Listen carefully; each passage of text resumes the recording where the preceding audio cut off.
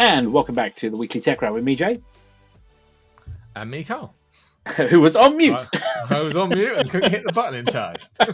Well, it is episode 208, and we are well into May. And where this month's gone, I do not know. It just days seem to accelerate, one, isn't it? Yeah. Just time seems to disappear at a rate of knots. I know is time linear. Who knows? We could get into a whole different conversation about that. Depends what you're doing. Well, it's true, and also apparently I did read the other day that scientists reckon that if you're on a plane, time goes faster than if you're on the ground. Okay, but isn't that depending on whether you're in economy or first class? Well, that's a whole different. Economy on a flight to Vegas takes a very long time. Yeah, that's a whole different thing. So this week we have got a lineup of different stories for you. We've got Nintendo. We're going to talk US government. We're going to talk Coinbase, who are they're in a bit of hot water at the moment, aren't they? We're going to talk the new CarPlay Ultra. I think Apple have got a thing about Ultra, haven't they? It's a new buzzword. And we're also world record breaking. That's probably not the right way to describe the world's largest DDoS attack. And not in a good way. No, and the Tech Rat Rumour Mill is back as well. So anyway, as we were about to go on air to record this, a little while ago, President Trump got out his tariff book again, didn't he?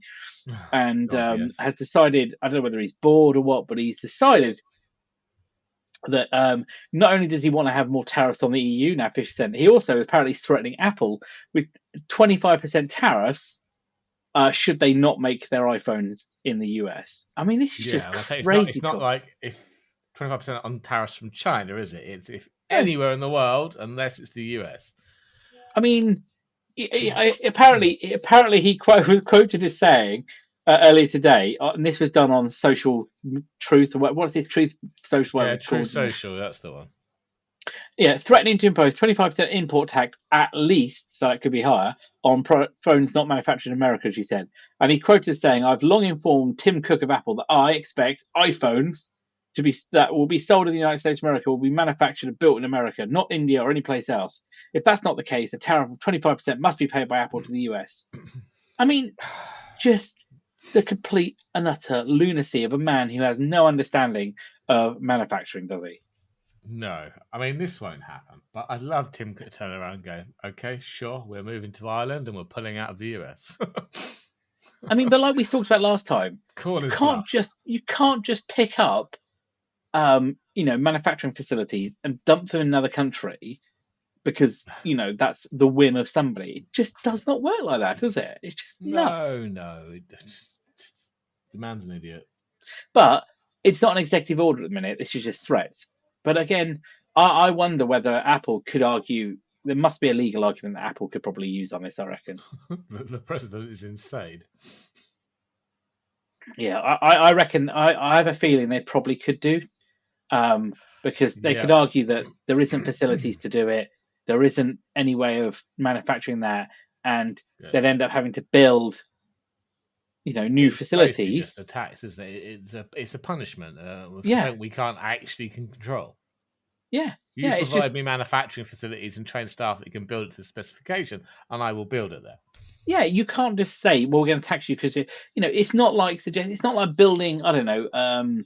Let's think of something simple. It's not like building a table and chairs, is it? Made out of wood put together. This is like building a car. This is highly complex machinery. In fact, I'd say it's probably far more complex than a car, isn't it? Yeah. With really highly precision automated manufacturing capabilities that need to be built, designed, and then the people that work on them. It's not impossible, but it's not a snap, click your fingers, drop in a facility. Let's employ some Americans because you know what? I'm running next week. Yeah.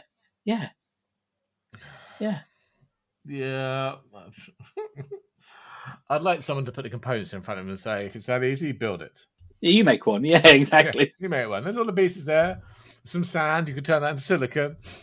Yeah, but this is the man, though, don't forget, though, that in the last week has also ambushed the president of South Africa, a bit like he did with Zelensky, talking about, we're not going to go into details on this podcast, clearly, but we're talking of, white genocide, that's his words, not mine, in South Africa, and then producing what he called was proof of newspaper articles and video, which have been completely debunked by independent fact checkers and verification people.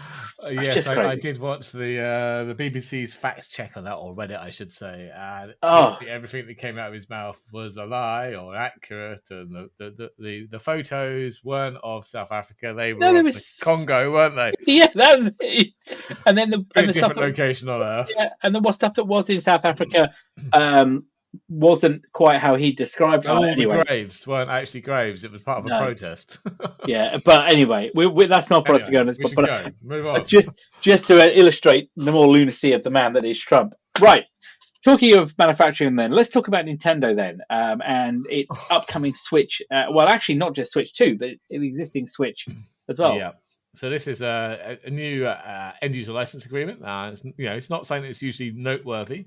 Companies kind of change their end user license agreement all the time, but Nintendo have snuck in some new, very worrying terms, haven't they? They have. They basically look, any unlicensed use of the system not authorized by Nintendo could lead to the company rendering the Nintendo account services and/or applicable Nintendo devices permanently unusable in whole or part. So basically, break our rules, we brick your device. Yeah, this is getting to a little bit of a strange area, isn't it? A bit of a grey area, I feel. I think it's very Legality much here. flexing out that you don't own the device, we're just letting you use it. Yeah, you've But paid. that's a bit different when it's hardware, isn't it? Well, yeah, Hardware still powers effectively, on, but you can't do anything with it. yeah, you've paid for it, but you're basically what you've paid for is a license to use the hardware, isn't it? Yeah, because I mean, the kind of things they count as violations. They've said obtaining, installing, or using any unauthorized copies of Nintendo account services, modifying, adapting, translate, reverse engineering, decompile, or disassembly all or any portions of the software, bypass, modify, decrypt, defeat, tamper resistance, all that kind of. Basically, they're very much aiming at pirated games Yeah. and anyone else put homebrew software on there.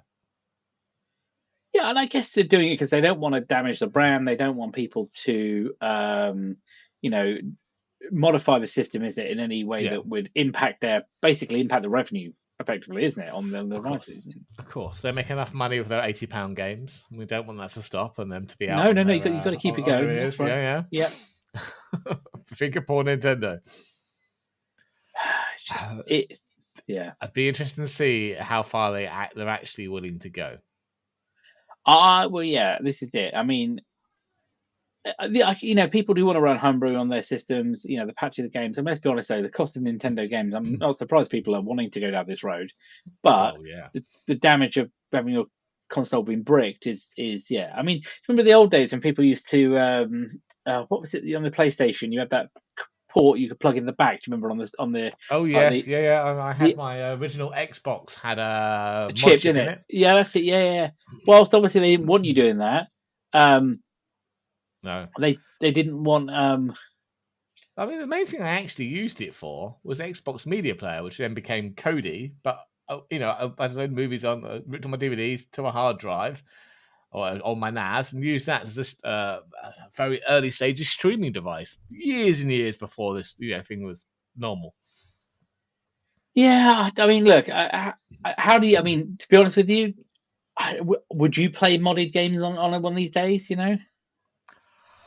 No, I wasn't suggesting you admit here. I've just what I meant by that was these days, buy games. I can't afford to buy all games. Certainly not at £80 a pop. I think there's only one game coming up that I may be willing to spend £80 on, and that's GTA 6. I can't think of any Nintendo games I'd be willing to part £80 to play. And the problem with Nintendo is it's not like Microsoft or Sony or on the PC where give it a year, you can pick it up for 20 quid or less. Yeah, no. That just does not happen on the Switch. The games you want to play are still 50, 60, 70, whatever they are. They just do not go down in price. So yeah, that would make me think about it. But given that you can't play, I mean, these days you're trying to play pirated games. It's I'm not suggesting or admitting they did it, but you go like PC games back a few years ago. And when I say a few years ago, I mean a good 10 years ago. You could crack those, got cracked quite easily, didn't they? And you used to be able to download, and it was quite easy to play them because it was all local. They weren't really talking back to systems. But No, now exactly. all of these games talk back to back-end servers. They have online elements. A lot of them don't work without being online when the server's being there. Yeah. So I don't know. Some people are going to do it, but I mean, which is their choice. But you're right. I think it does cross into a grey area of what is the power of Nintendo. Look, I could technically do that. I have one of the original Switches that you can hack, and Nintendo can't do anything about it because it's a hardware fault, not a software fault. No. But have I? No, I just couldn't be bothered. I don't really use my Switch because I just look at the price of the games and go, no, I'm not paying that. Yeah, and I guess the question is, as I said, is it a permanent kill of these devices, or is it like your sin bin you've been put into for? And it'd be if they start doing this, I'm very interested to see where they do it and what actually happens, because I reckon different countries are going to have very different views. Oh, I think they will definitely. On what Nintendo can and cannot do, whether it's in an end user license agreement. Technically, that means bugger all. That doesn't trump the law. So I think if they try that in the EU, they're going to have a very different outcome than if they try that in the US. Oh, please try it, Nintendo. I want to see what happens. Yeah, because they could be taken down a peg or two. They very they go for anyone, don't they, that tries to infringe their IP. Even people just doing modding of games. Games they don't sell anymore, bring back from the dead. Nintendo goes after them with a sledgehammer. Oh, it would be nice to get some comeuppance. Yeah, pull up your popcorn now and let's see what happens. Yeah, exactly. So talking of going after things. Yes, this is an odd one. So again, I usually don't pay any attention to US senators announcing crazy bills, but with the current US president, anything's possible, I suppose. So a senator called Tom Cotton, so he wants to introduce the Chip Security Act. And this is requiring geotracking for high-end GPUs to prevent diversion to adversaries such as China. They put so, and this follows the similar legislation announced a week or two ago by Congressman Bill Foster. So basically, the bill mandates that AI hardware manufacturers have to implement location verification mechanisms on export-controlled chips. So think high-end AI chips. We're not allowed to sell them to China. No China. But it also covers high-end GPUs like the 4090 and 5090. I'm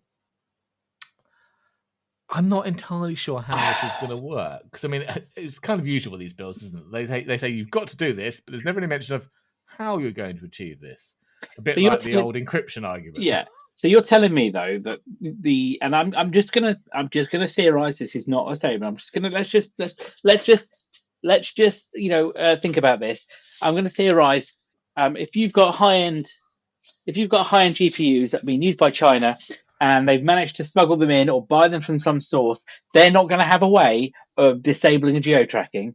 I would be somewhat, surprised even by basic geotracking. If it's in hardware and it's speaking out via your internet connection, you just don't give it access. No. So that's not going to work. So are you actually going to put a real GPS tracking device? No way, are you? Because again, that's battery backup in your GPU. Well, not only that, that's going to be detected instantaneously by I don't know how they're planning to do this. It's just the mind boggles here. No, it's just another classic great idea, isn't it? By somebody who has no idea about technology, I doubt. I mean, I might be very wrong, but I don't know what Senator Cotton's background is. There was no mention of how this was going to be achieved, just that it should be achieved. Yeah, I mean, just again, it's a classic, isn't it? You figure it out. Exactly. Don't come moan to me that you can't work it out. You're clever people. No, Maths. No. So Senator Cotton, by the way, is an Army veteran. He also chairs the Senate Intelligence Committee. So he's, clearly a man of a little bit of intelligence, but clearly not enough intelligence. Clearly not enough. A little bit is dangerous. Well, apparently, so he was in the military, and clearly, served his country. Fantastic there. And he's also, I think he's, what did I see on the Wikipedia? He has a law degree. So quite a, clearly a smart man. But this isn't something you just say. Maybe not in this field. Exactly. I mean, look, I get it. We all know that China and other people who are on the ban list are getting access to these GPUs. It is obvious, but there are smuggling happening everywhere, and it's and Nvidia, is stated, isn't it, that they can't track their own hardware after it's sold, isn't it, because they go through Well, distributors and things like that. yeah, it relies on something else to even work. You can just Yeah, block it at that but end. did you see though? I mean, you may already going to mention it, but did you also note in the same report that TSMC was facing a Oh, they billion been dollar fined, haven't fine? they? Yeah, because one of their Was it? chips. Yeah, some export controlled chips made their way from TSMC to China, didn't they? Yeah, I mean, I just look. We know this is happening, but it's not going to stop. And No. to Jensen Huang, of Nvidia stated that China is right behind everybody, as in not far behind, as in turn around and they're stood behind you if that close, aren't they? Yeah. In the AI piece, this is going to happen, and I kind of feel that are we just locking the door before somebody smashes it down, kind of thing? Is this a very last ditch Hmm. attempt to try and slow down China? I think it is, Yep. because I don't think ultimately they're going to maybe overtake, or they're going to be on par. It's Yep. just going to not that. I just feel that we're doing things here, or we're not personally, obviously, but the US particularly is trying to slow down a tiger by putting a mousetrap in front of it. It's not going to help. It might step on it, it might say ouch, but ultimately it's keep on coming, It's isn't it? going to keep on coming. Yep. Yeah, it's a Yeah, juggernaut. I mean, though, if they want to send one over to me, and check out 4090, if they can track where it goes, I'm willing to test that. I mean, Yeah, I'm not an exactly. export. I'm not on the export list, so But we could give it a test run or yeah, of two. course, yeah. Sure. I mean, you thought you had problems with your Nvidia's GPU earlier, but turns out it Oh, wasn't anything to do God. with GPU. What a disaster, man. Oh. Oh. So Coinbase, oh my God, what a mess this is, isn't it? Um, Yes. so Coinbase has announced in the last week or two that they have had a breach. They have filed, a Form 8K with the Securities Exchange Commission, which is part of the new Hmm. legislation in the US, isn't it? Which outlines what has happened of the Yep. cybersecurity incident. And on the 11th of May this year, Coinbase received information from a threat actor, which said that they had obtained information from Coinbase about their customers and information. Yes. A little bit more complex, though, isn't it? That, and also the fact that it was ransom. They were saying that they Yes. wanted 20 million from Coinbase. But Coinbase have done something different, haven't they? They've kind of reacted a little bit differently. They're not paying the ransom, of course, No, but they're instead not. they're going to try a different tact. Well, kind of. Yeah. So the ransom actor provided proof that basically they have not just P2, personal information, they also have copies of government issued identity documents. So if you're in the UK, for example, and you have a Coinbase account at some point in the last year or two, and I can't get into my account because I don't want to upload it, but you had to comply with laws and upload Yes, you did. identity to them to prove that you are who you are and it's not money laundering, etc. So I understand the reasons, and I I know delayed what it, you're on about. thankfully. But they got those as well, apparently. So not of all Coinbase users, only approximately 1% of the 9.7 billion monthly customers were affected. So yes, they're not going to pay this $20 million fine. What they are going to do, they've set aside 400 million for incident remediation and customer reimbursements.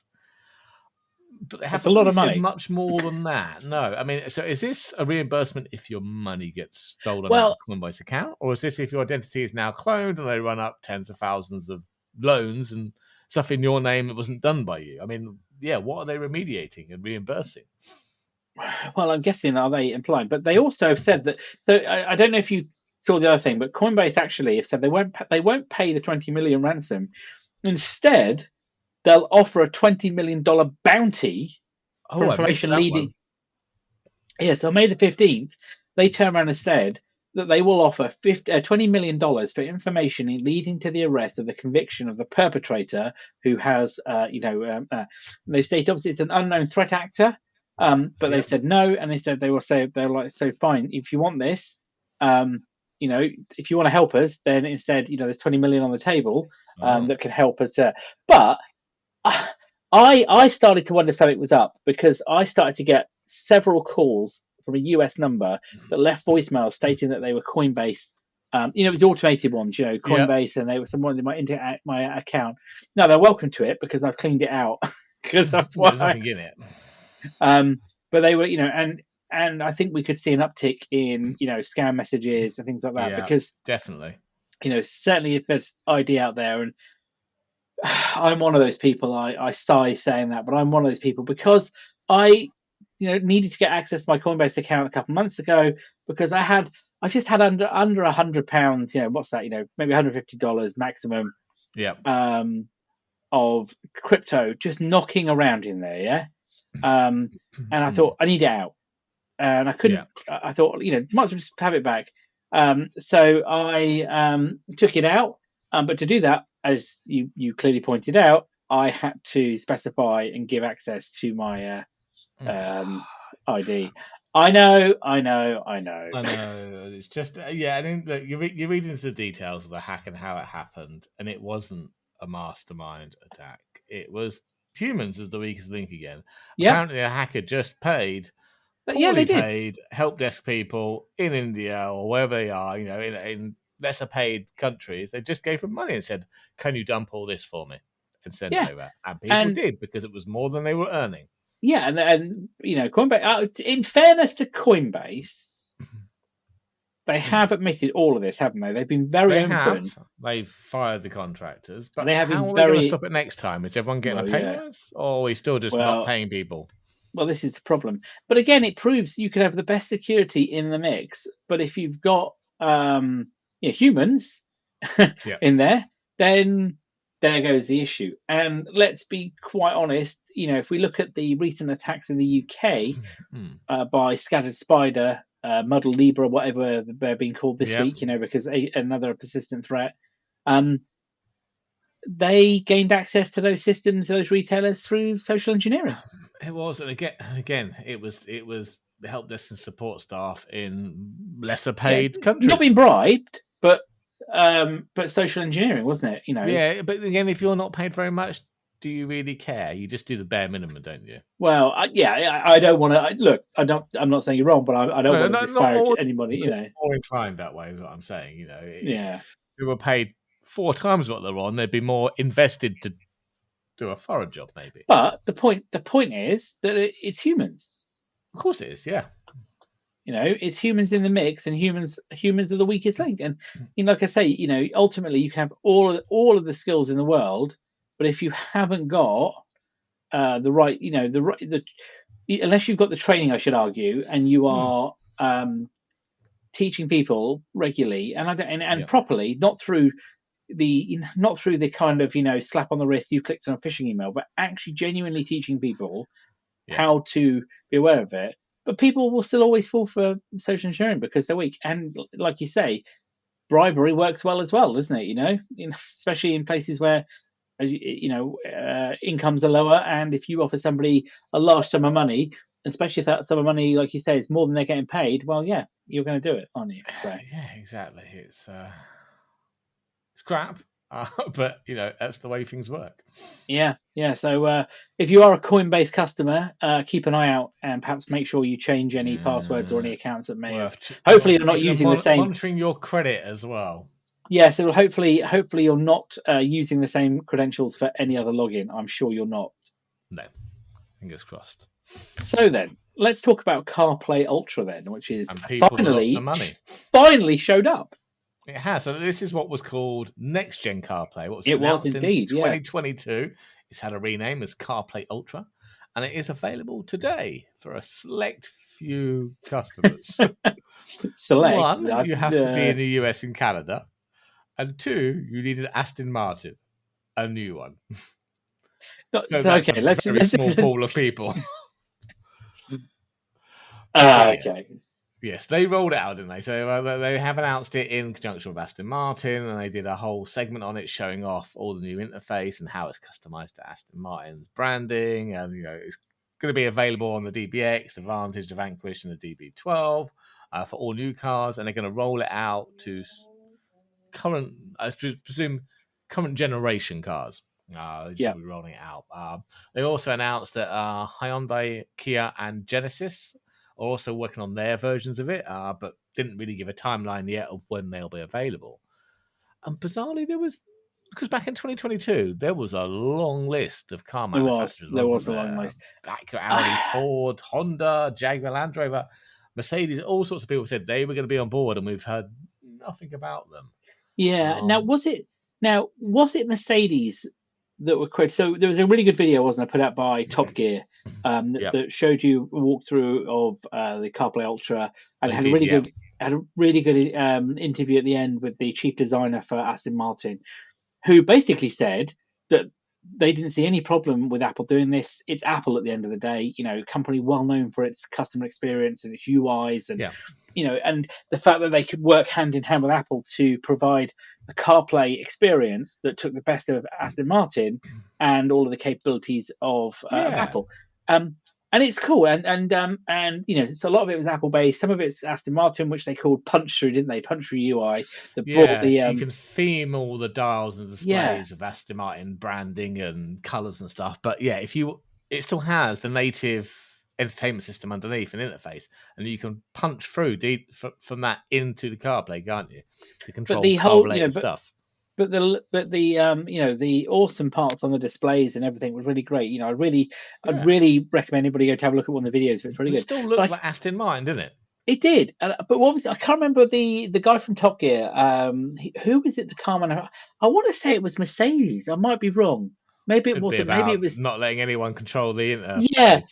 Basically, it was like, why in the hell would I let any other company have access or control my infotainment system? Because maybe it was an entertainment system. It's not very good. Yeah. I've been the Mercedes. If it was them, I may be wrong, but yeah. The newer MBX stuff isn't too bad. The original ones based on Windows CE were terrible. Yeah, it's. Yeah.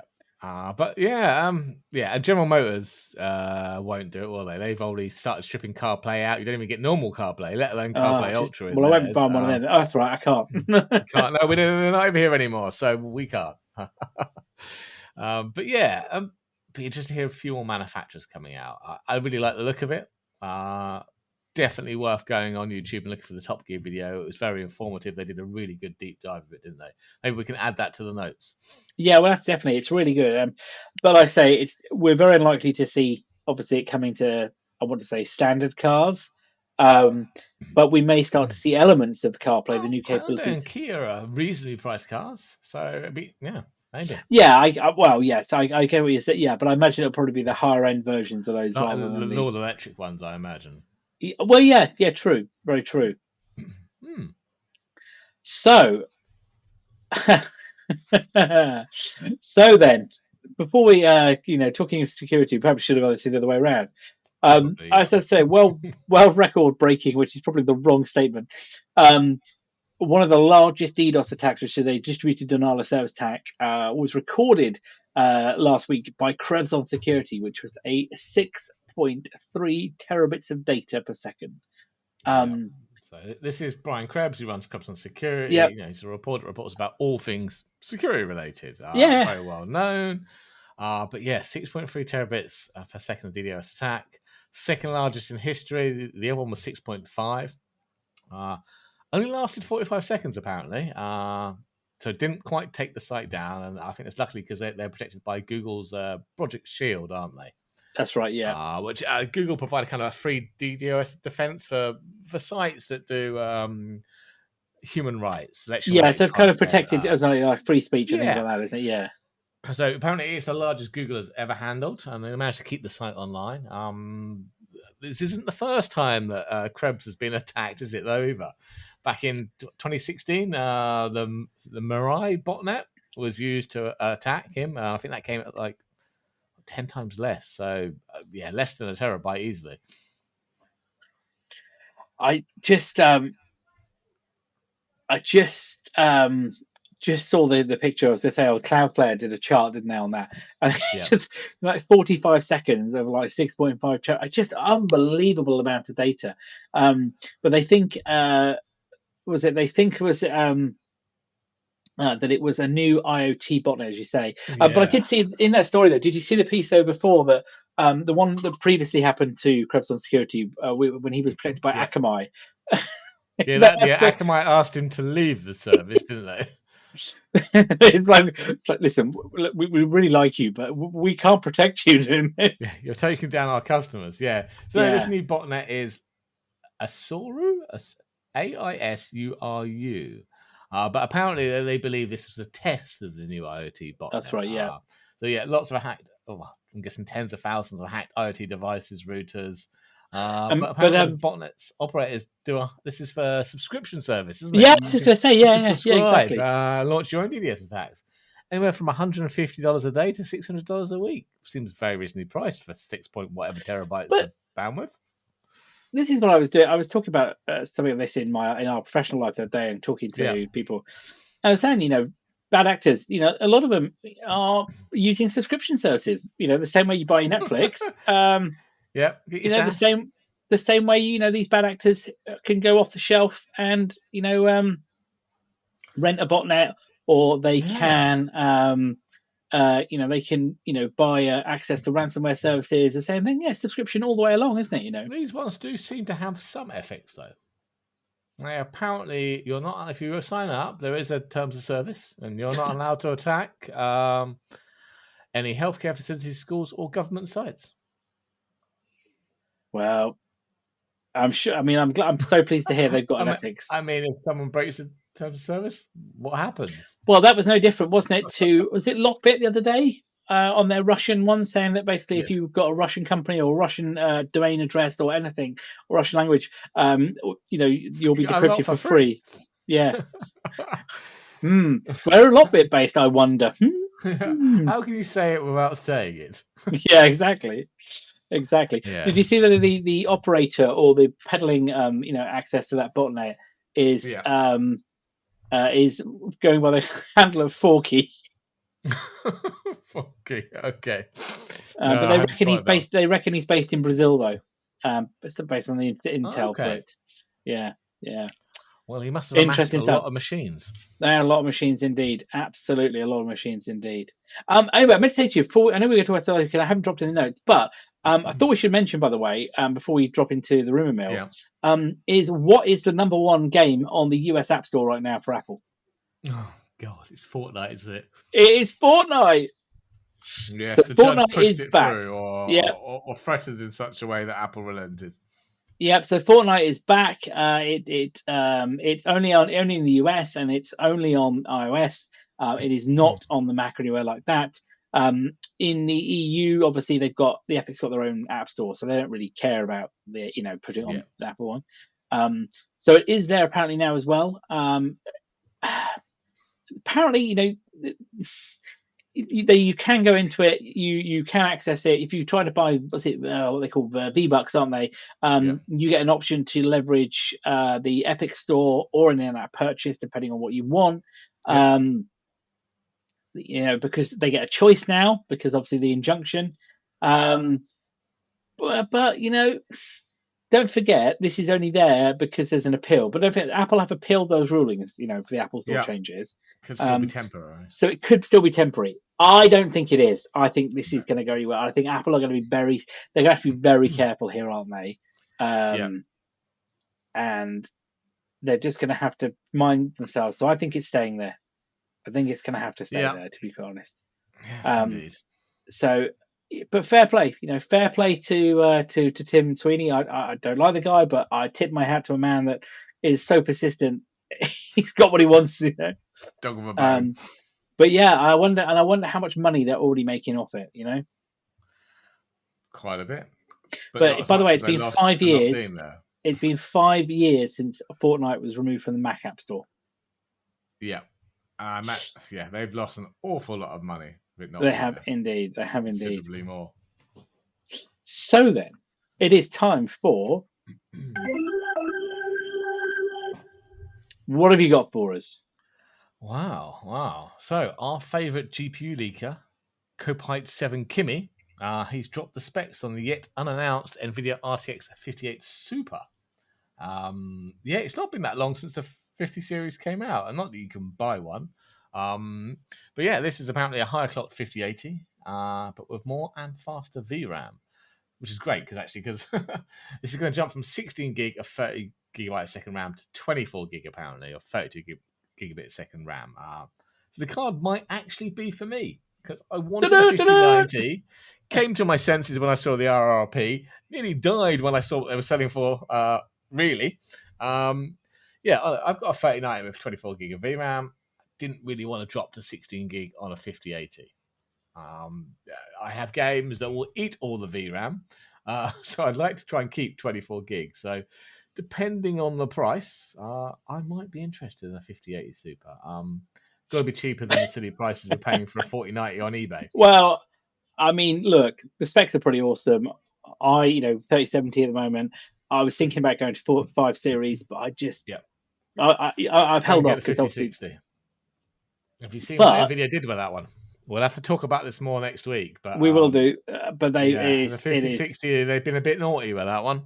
They have been very, very naughty with that. But we'll cover that next week. But yeah, the 5080. I mean, I've gone through I had to read through this, and I thought, you know what, that's a pretty good card by the look of it, isn't it? Yeah. If it 5090, but I just wanted that extra VRAM. Yeah. I'm not going to upgrade this for another 3 or 4 years. No, definitely not. I mean, but I've got to have something that's going to be able to run GTA 6. Exactly. Don't think your 3070 is going to do it. Yeah. I don't know. It looks an impressive card. Again, obviously the rumours are going to be over 1,000. Yeah. Guaranteed. But just the money, I mean, this is the bit that bothers me so much, is the money. Gone silly money, haven't they? It's just absurd, yeah. But even consoles aren't cheap anymore. What's the Xbox now? It's gone up in price considerably. Given I'm not buying one at the minute, I don't know, but I can't remember. I'll have to look it up. What's that? Let me have a quick look. Series X price. It's over 500, I'm sure. In the UK, if I want to buy one right now, on Amazon, it's $479. But if I want to buy it direct, a 1 terabyte jobby from Microsoft UK, $499. Yeah. Wow. Yeah. Gone up in price. But that's for the disk drive. If I want the Series X all digital, it's still going to cost me 50 less. Wow. Oh, but they do a really nice one. Have you seen the Galaxy one that's like got starry effects? So the one we've got that's just black with the thing. The new one that's got like a speckled star effect to it. Looks rather nice. Oh God, I wish I hadn't looked at that now. You've seen the price of the PS5 Pro though? Oh, I dread to think what that costs. Well, if you want it without the disk drive, it's $699. If you want it with the disk drive, it's $766. Oh man, that's insane. Crazy money. Yeah. Anyway. Gosh, yeah. Well, let's be honest. I'm not buying a Switch 2. They cost a small fortune as well, but Well, there you go. Well, anyway, that's probably a good place for us to wrap up for today. We will definitely be back next week with the next show, which is going to be episode 209, along with all of the updates and latest stuff from this week in tech and beyond, as well as we said, that review on the NVIDIA 5060, which isn't quite what you think it might be. So if you're thinking of buying a new NVIDIA card, let us tell you about the 5060 first. Yeah, hold on to that. So, of course, you can find us wherever you get your podcasts. You can tell your friends about us. We're also on YouTube as well. We're still on X, cough, cough, cough. Or on Blue Sky as well. Thank you very much. With that, I've been Jay. I've been Karl. Have a good day, all.